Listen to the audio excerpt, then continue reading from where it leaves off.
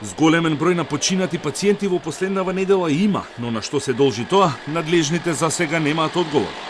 Во последните 5 дена 35 пациенти ја изгубија битката со коронавирусот, а меѓу починатите се 23 годишно момче од Скопје и 1 година постар струмичанец. Вкупната бројка на починати лица се искачи на 683, со што Македонија е на 22-то место во Европа и 63-то место во светот во црната статистика на жртви. Филипче смирува, нема грешки во процесот на диагностика, а младите жртви имале коморбидитети. Денеска веројатно ќе бидат презентирани се уште, немам точната бројка, околу 5 за жал починати пациенти. Станува збор за исклучително тешка болест, која што се манифестира во една тешка клиничка форма. Многу често разговараме практично секојдневно со директорите на сите клиники и болници кај што се лекуваат овие пациенти. За апсолутно сите се презема се. За жал има и млади починати, дел од нив се со сериозни коморбидитети, нешто што ја влошува ситуацијата и нешто што за жал го намалува, ја намалува шансата на добар исход. Ако во понеделникот беа регистрирани рекордно мал број на новозаболени, 37, во последните 4 дена во државата има трицифрени бројки на заболени и нови 591 активен случај. Покачен и процентот на позитивни тестови кои сега изнесува нешто над 8%. Филипче повторно ја лоцира причината во непочитувањето на превентивните мерки.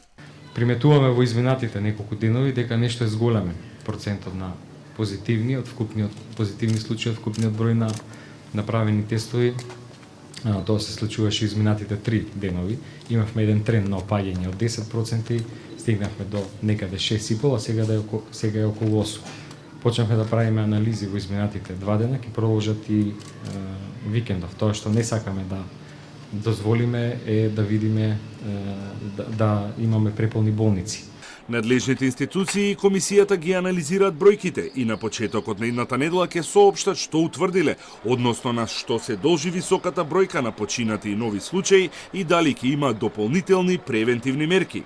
Околу воведувањето на целодневната настава во училиштата, Филипче соопшти дека комисијата викендов ќе анализира состојбата и бројките на деца кои што би требало да останат во училиштата и најави дека е можно да се донесе позитивна одлука која ќе се однесува само на оние училишта каде што таа бројка е помала. Анализата на бројката е направена, во текот на викендот ќе разгледува комисијата за да на работниот состанок во понеделник донесеме одлука. Ќе се донесе одлука позитивна, исто како што се носи одлука и за исклучоците во сите други училишта. Односно, ако бројката на деца е толку мала да никако не ја загрозува нивната безбедност.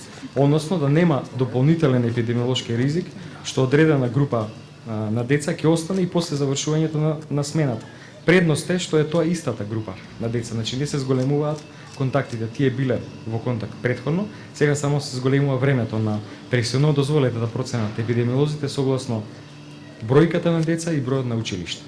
Во однос на барањата на родителите на деца до 6 години, за сега владата не размислува да ја смени одлуката, бидејќи 6 месеци биле доволно време за продолжување на породилното отсуство.